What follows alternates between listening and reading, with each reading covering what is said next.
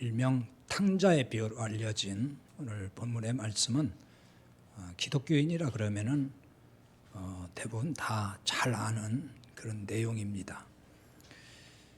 이 이야기의 핵심은 잃은 양의 비유, 앞에 있던 그 잃은 양의 비유, 그 다음에 잃은 드라크마의 비유와 다르지 않습니다. 그러니까 죄라는 것이 무엇인지, 회개가 무엇인지를 깨닫게 해주고요. 그리고 하나님의 한없는 은혜와 사랑을 보여주는 말씀이라고 볼 수 있습니다. 근데 읽어보면은 금방 눈에 들어오는 것이 하나 있죠. 그것은 잃은 양의 비유와 잃은 드라크마의 비유는 그 양을 찾으러 목자가 이제 잃은 양을 찾으러 나가고 또 잃은 드라크마는 집안에서 찾았다 그랬죠. 찾았다는 것, 찾아 나섰다는 거죠. 그러나 잃은 아들의 비유에서는 아버지가 찾아 나섰다는 말이 없고 그냥 기다렸다 하는 걸 알 수가 있어요. 모두 잃어버린 양을 찾았고 잃어버린 드라크마를 찾았습니다.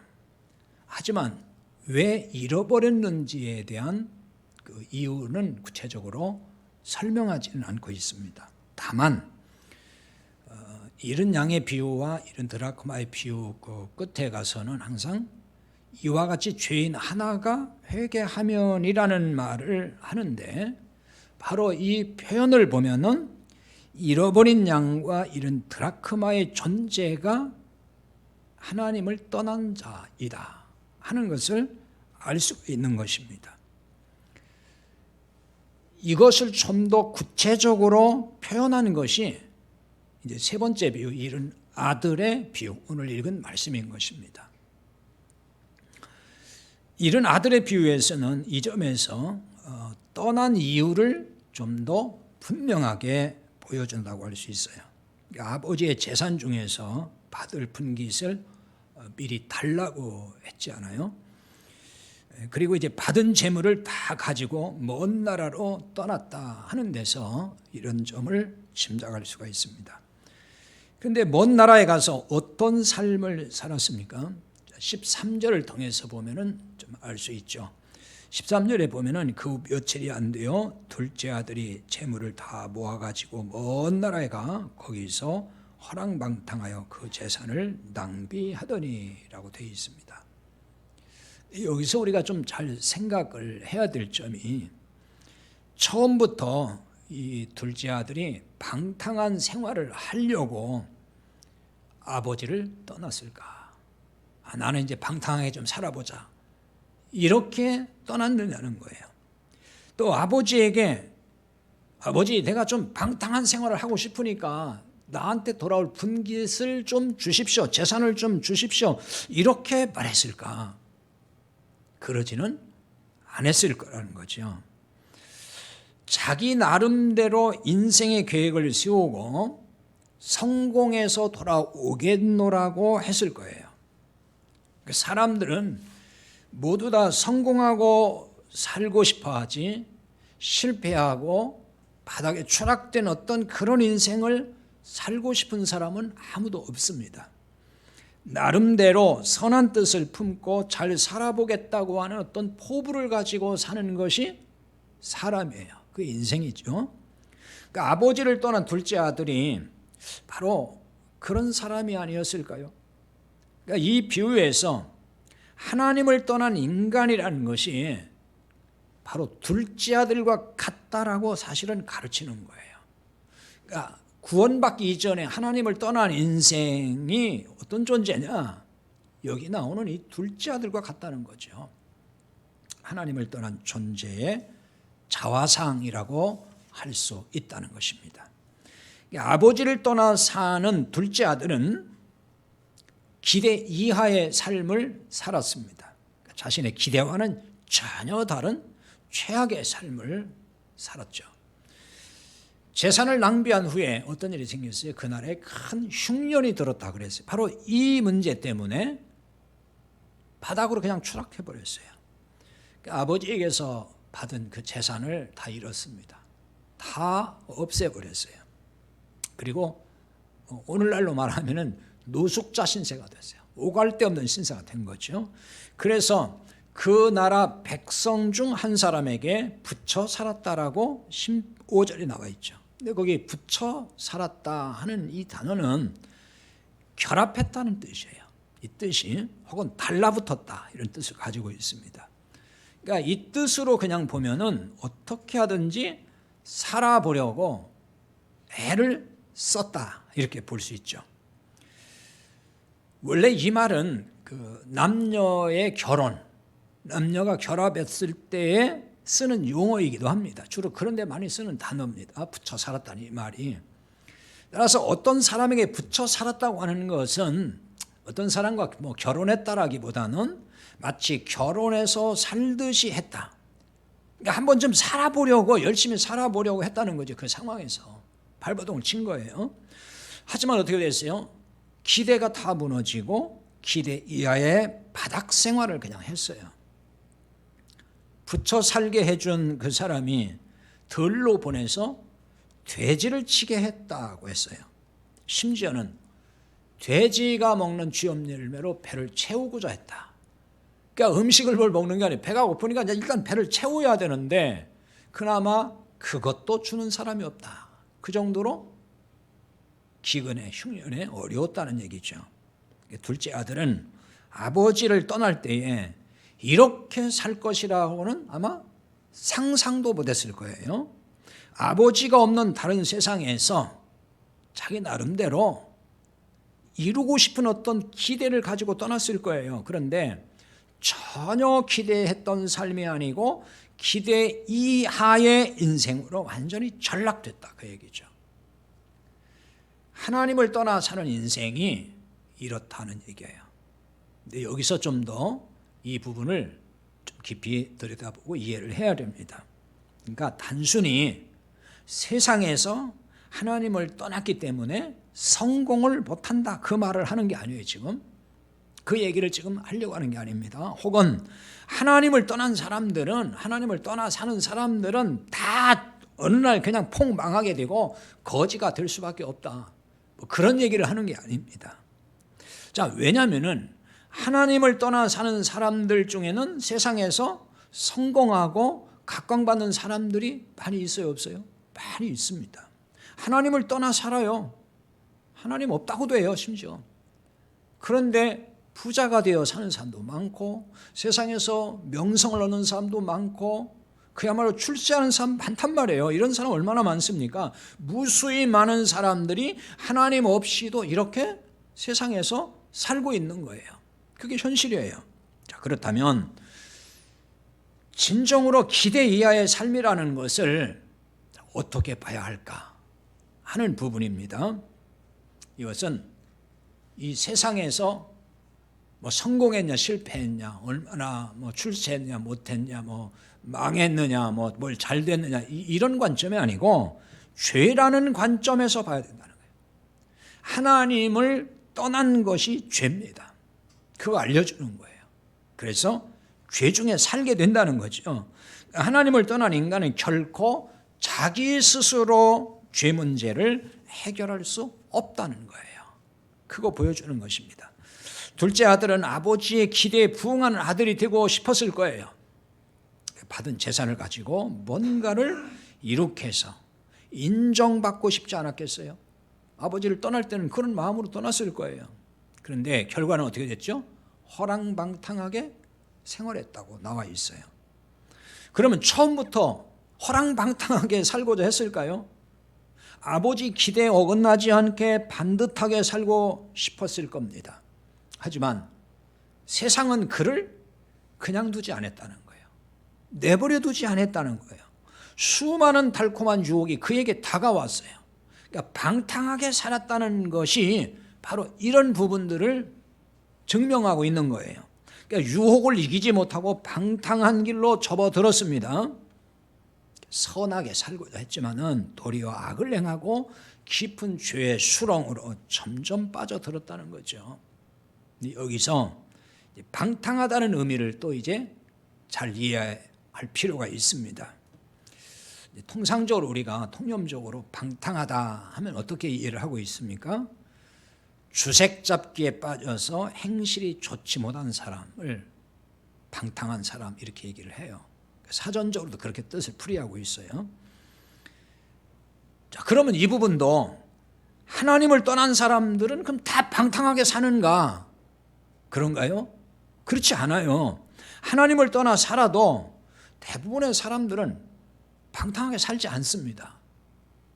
어떤 사람들은 심지어 기독교인보다 훨씬 더 윤리적이고 훨씬 도덕적으로 사는 사람들도 많이 있어요. 이런 점에서 하나님을 떠난 사람들의 이 방탕이라는 것이 무엇이냐 하는 부분을 또 바로 알아야 될 필요가 있죠. 오늘 여기 본문에 방탕하다 하는 것은 그 원문의 뜻을 보면 낭비한다는 뜻이 있어요.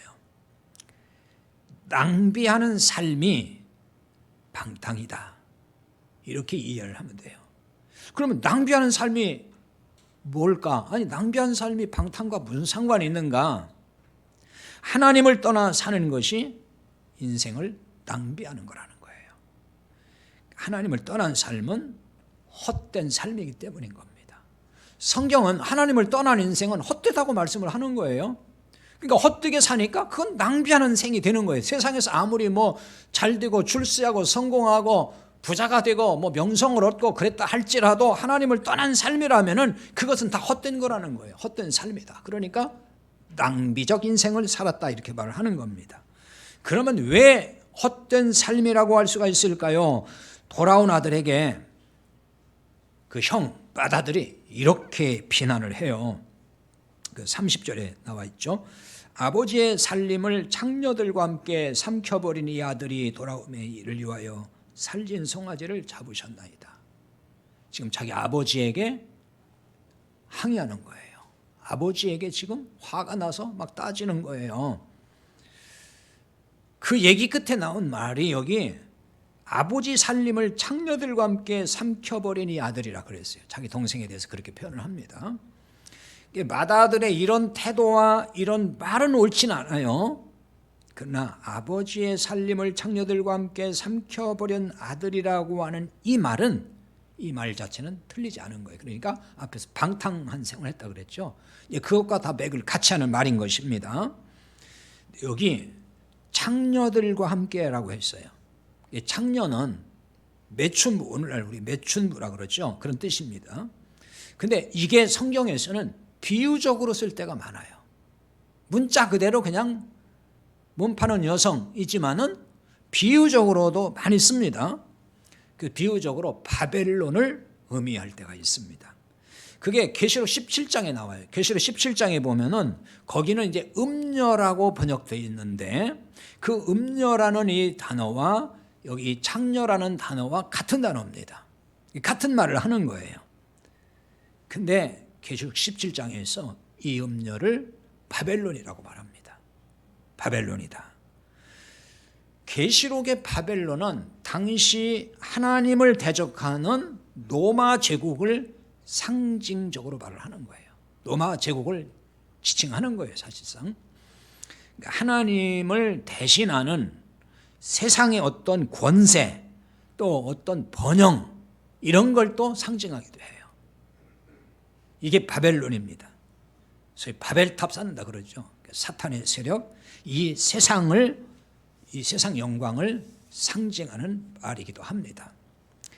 그러므로 둘째 아들이 창녀들과 함께 아버지의 살림을 삼켜버렸다는 이 의미를 이런 점에서 영적으로 잘 이해할 필요가 있어요. 이걸 단지 그냥 문자적으로 이 아들이 창녀들과 그냥 방탕한 생활을 했다. 그럼 오늘 말씀에서는 단지 그 얘기를 하려고 하는 걸까? 하나님을 떠난 사람들은 다 그렇게 산다는 얘기를 하는 걸까? 사실은 그보다도 중요한 본질적 얘기를 하고 있다는 거죠. 본질적 문제를 우리에게 던져준다는 거예요. 여기 삼켜버렸다는 단어도 낭비하다는 뜻이 있어요.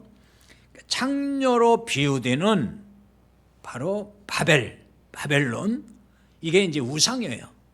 하나님을 떠난 사람의 삶, 이게 바벨탑을 쌓아가는 겁니다. 바벨 우상인 것입니다. 그러니까 이렇게 산다는 거예요. 하나님을 떠난 인생이라는 것은 결국은 바벨을 쌓는다는 거예요. 바벨탑을 쌓고 만다는 것입니다. 그러니까 이렇게 사는 것이 다 헛된 거라는 거예요. 그래서 낭비하는 인생이라 이렇게 지금 말씀을 드리는 것입니다.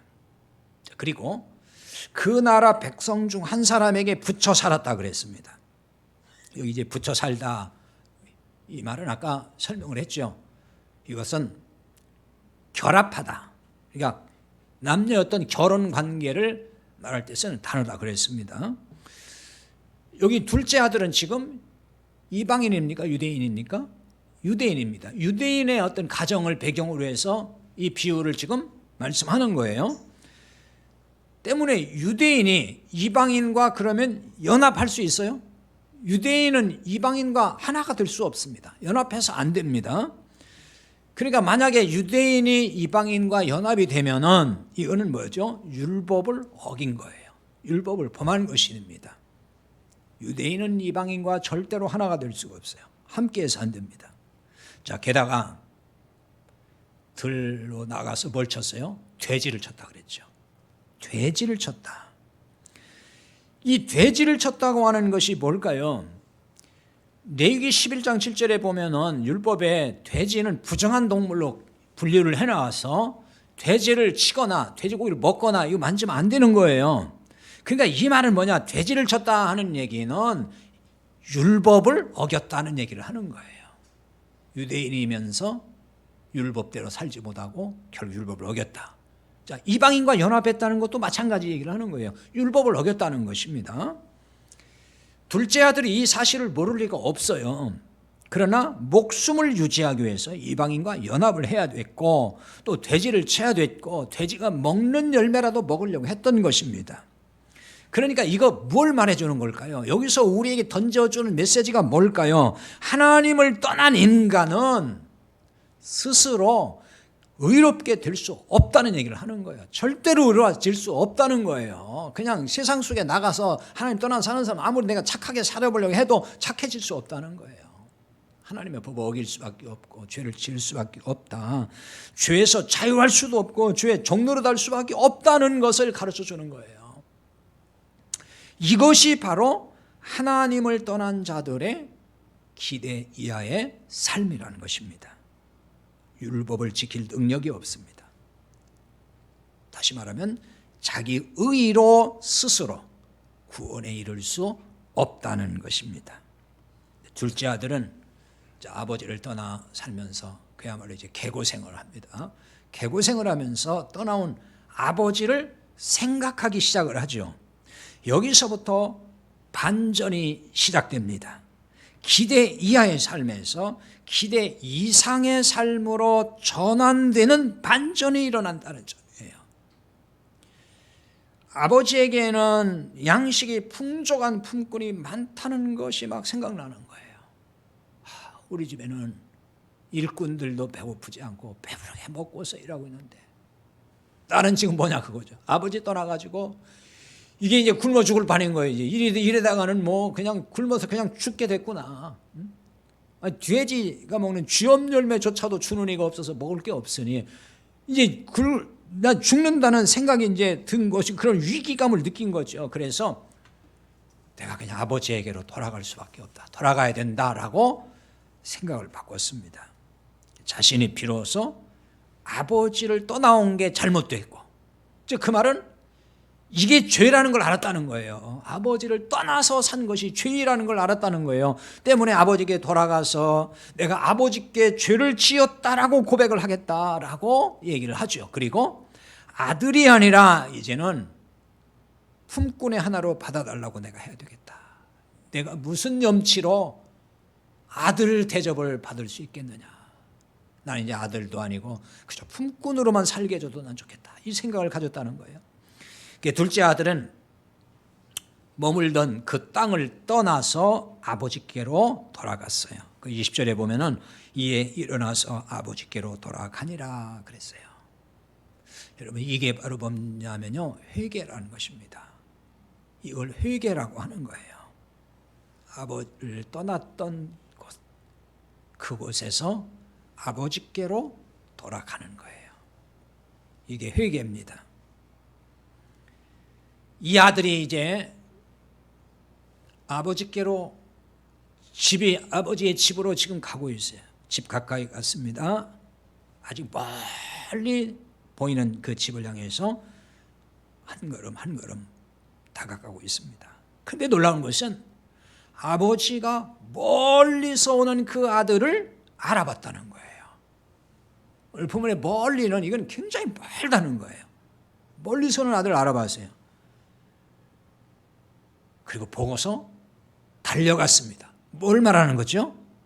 그만큼 집 나간 이 자식이 돌아오기를 기다렸다는 뜻이에요. 그만큼 기다린 거예요. 집 나간 자식이냐? 너하고 나하고는 끝이다. 이렇게 정리해버린 게 아니고 나간 자식을 이제나 저제나 언제 돌아올까 하고서 계속 기다렸다는 거예요. 아버지는 그 아들을 보는 순간 달려가서 포옹을 하고 입을 맞췄다 그랬습니다. 그저 아들이 뭐라고 합니까? 내가 아버지께 죄를 지어 싸우니 아버지 아들이라 일컬음을 감당치 못하겠습니다. 감히 아버지 아들이라고 할 수 없다는 생각을 하는 거죠. 그래서 아들은 아버지께 죄를 지었다고 말합니다. 그동안 지은 수많은 죄가 있었을 거예요. 그런데 그걸 일일이 다 지금 고백하고 있나요? 내가 이런 죄 졌고 이런 죄 졌고 그러니 아버지 용서해 주세요 이렇게 하고 있나요? 그렇게 안 하고 있습니다. 또 아버지는 그동안 지은 죄에 대해서 하나씩 하나씩 따지거나 캐묻거나 그랬나요? 다 얘기해 실토해 뭐 이랬어요? 그런 말 하나도 안 했습니다. 그냥 받아주셨어요. 돌아오니까 받아주셨어요. 그건 뭐예요? 이미 용서했다는 거예요. 다 용서했다는 것입니다. 그러니까 하나님께 회개하고 돌아오면 이렇게 돌아오면은 하나님은 누구나 이렇게 받아준다는 말씀을 하는 거예요. 누구나 그렇게 받아준다. 그래서 이사야 55장 7절에 보면은 악인은 그의 길을 불의한 자는 그의 생각을 버리고 여호와께로 돌아오라. 그리하면 그가 긍휼히 여기시리라. 우리 하나님께로 돌아오라. 그가 너그럽게 용서하시리라 그랬어요. 돌아오는 겁니다. 돌아오면은 하나님이 긍휼히 여기시겠다. 이 긍휼히 여기신다는 말은 깊이 사랑한다는 뜻이 있어요. 돌아만 오라는 거예요. 너그럽게 용서하시겠다. 용서한다는 말은 사면한다는 뜻이 있습니다. 사면해 준다. 그런데 용서하시면은 그 죄에 대해서는 이제 기억조차 하지 않는다는 거예요. 지난날의 모든 죄에 대해서 기억조차 하지 않으신다. 히브리서 10장 17절에서 이렇게 말씀해요. 또 그들의 죄와 그들의 불법을 내가 다시 기억하지 아니하리라. 다시 기억하지 않는다는 것입니다. 여러분, 기대 이상의 놀라운 은혜가 아닐 수가 없잖아요.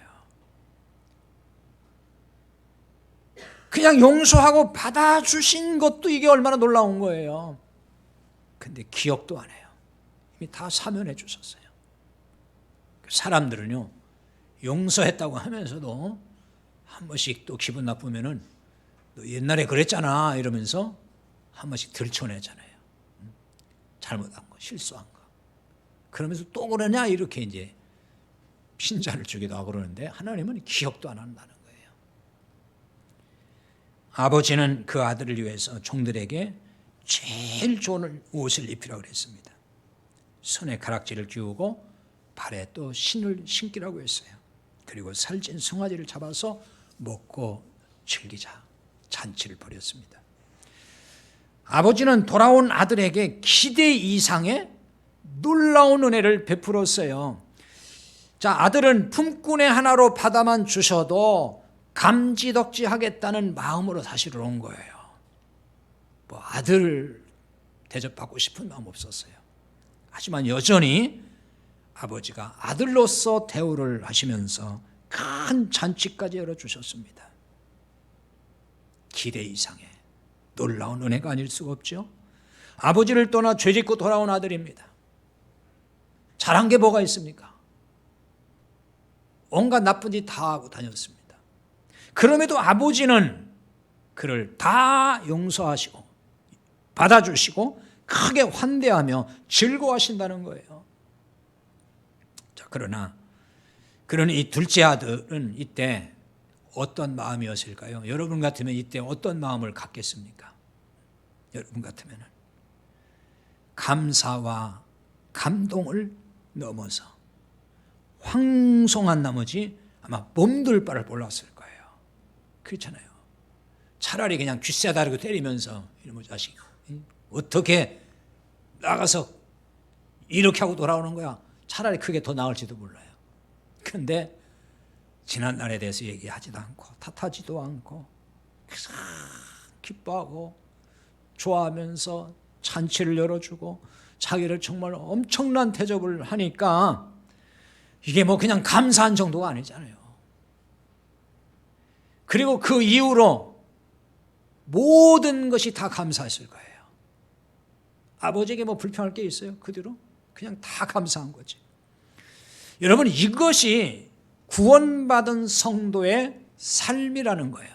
이게 삶이어야 된다는, 이런 삶이어야 된다는 거예요. 하나님이 우리의 모든 죄를 도말하셨을 뿐만 아니라 우리를 받아주시고 아버지 아들로 인정하시고 기뻐하신다는 거예요. 그냥 구원만 해주셔도 우리 얼마나 과분한 겁니까? 죄 사함 해주시고 그냥 구원만 해주셔도 얼마나 과분해요. 근데 아버지 아들로서 살게 하시고 환대하시고 기뻐하시고, 그러니 얼마나 감사합니까? 기대 이상의 놀라운 하나님의 은혜를 누리는 자들이 우리는 된 것입니다. 그러니 어찌 감사하지 않을 수가 있습니까? 우리가 범사에 감사한다는 얘기를 하잖아요. 범사에 감사할 이유가 바로 이런 데 있는 거예요. 다른 것이 아니에요. 이에 비해서 맏아들을 한번 보세요. 맏아들은 밭에서 일하고 돌아오다가 집에서 이제 막 풍악 소리가 들리고 노랫소리가 들리고 막 춤추는 소리를 들었습니다. 갑자기 우리 집에서 왜 이런 일이 생겼을까 의아해서 자기 집 종에게 한 사람이 물어봤습니다. 도대체 우리 집에 무슨 일이 있는 거냐 했더니 종이 뭐라고 합니까? 나간 동생이 들어왔습니다. 그래서 아버지가 이렇게 잔치를 벌인 겁니다. 잔치가 열렸다는 거예요.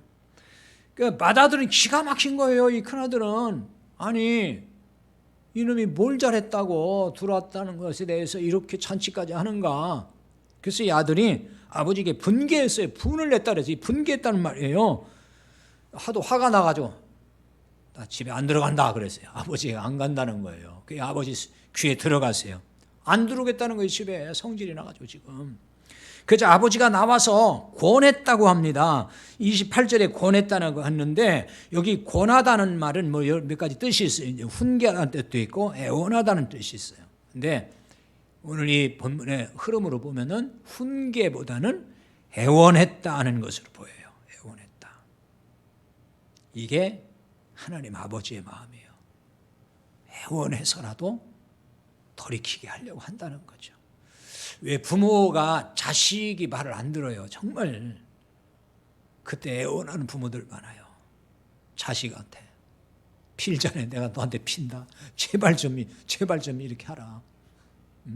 하나님이 그런 분이라는 거예요. 이런 아버지에게 맏아들이 따지듯이 말을 합니다. 뭐라고 말하죠?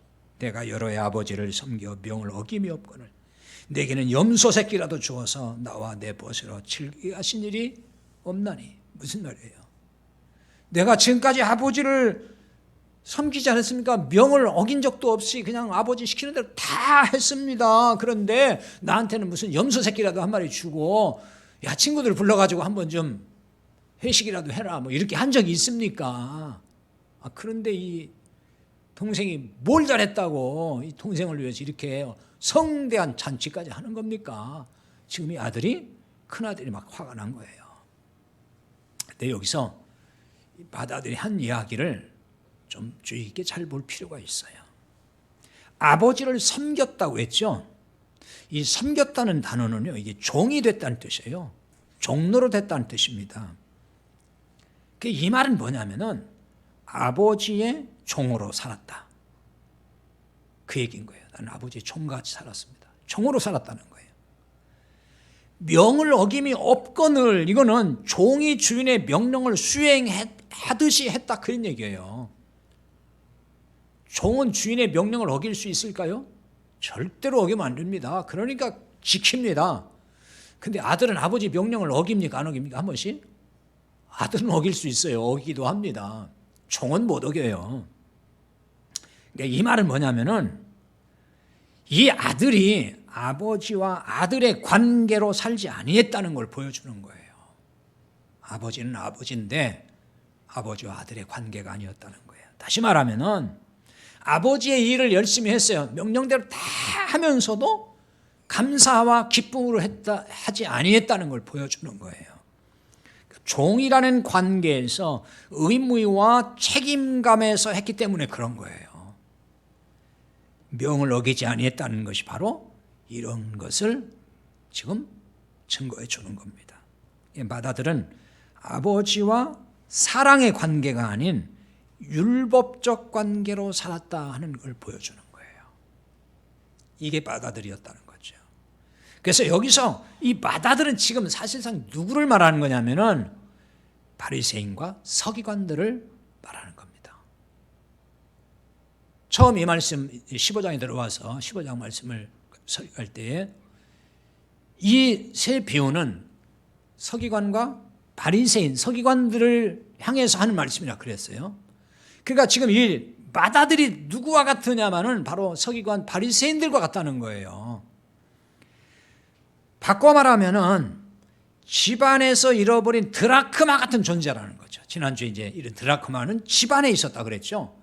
그러니까 이 서기관 바리새인들은 다 뭐라고 하죠? 하나님 아버지라고 하면서 하나님을 섬기는 자들이라고 해요. 말을 자기들 입으로는. 그런데 그 사람들이 사는 걸 보면 관계는 그냥 율법적 관계예요.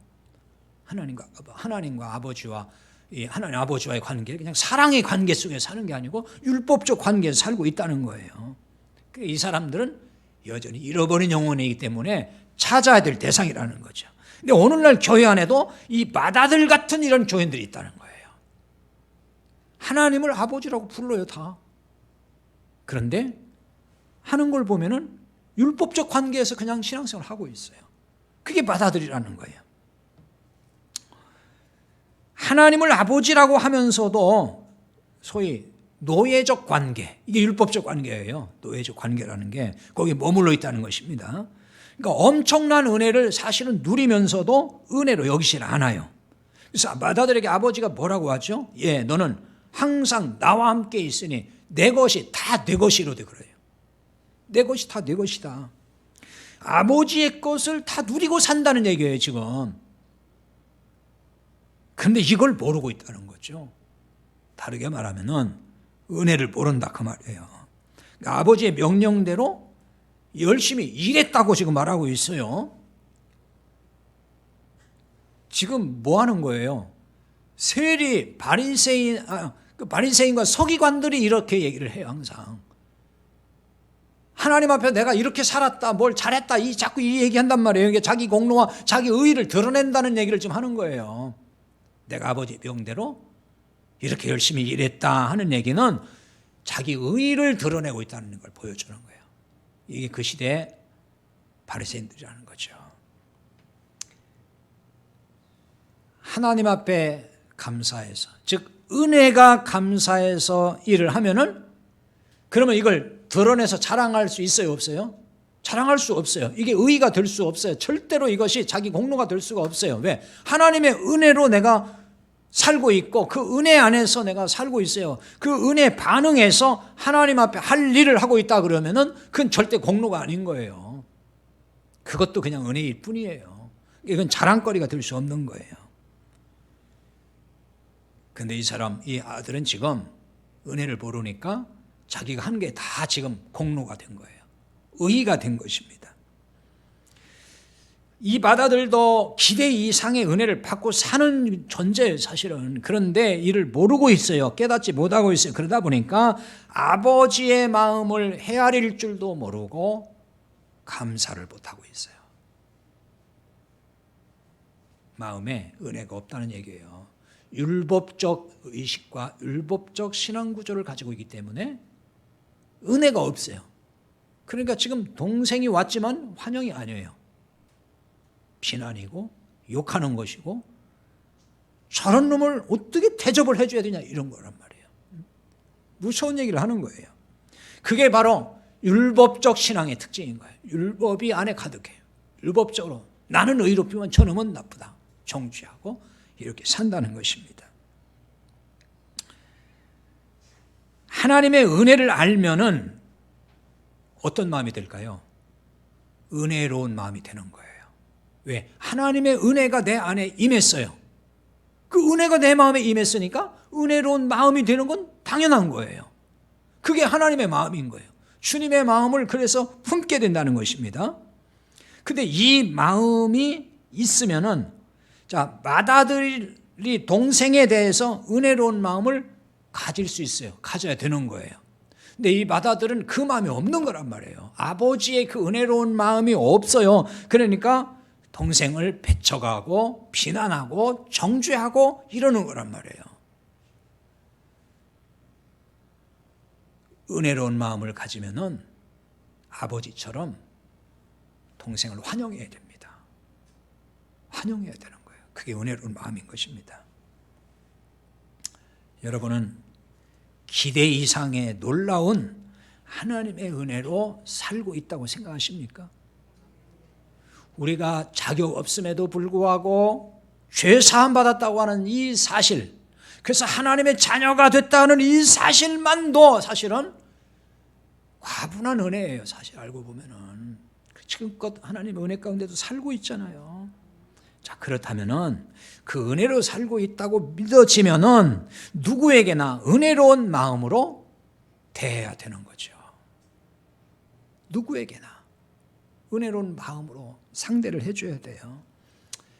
비록 교회 안에 허물이 많고 실수도 잘하고 연약함을 보이고 또 잘못을 하기도 하고, 그래도 은혜로운 마음을 가져야 돼요. 왜냐하면 그것이 아버지 하나님의 마음이기 때문입니다. 빌립보서 2장 5절에 말씀을 합니다. 너희 안에 이 마음을 품으라. 곧 그리스도 예수의 마음이니. 그리스도 예수님의 마음이 은혜로운 마음이에요. 하나님의 마음이에요. 이 마음을 품으라고 합니다. 기대 이상의 놀라운 은혜를 받고 사는 우리가 품어야 될 그 마음, 그게 아버지의 마음이고 은혜로운 마음인 것입니다. 우리 공동체가 이런 주님의 마음으로 충만해져서 진정한 사랑의 공동체가 될 수 있기를 바랍니다. 기도하겠습니다.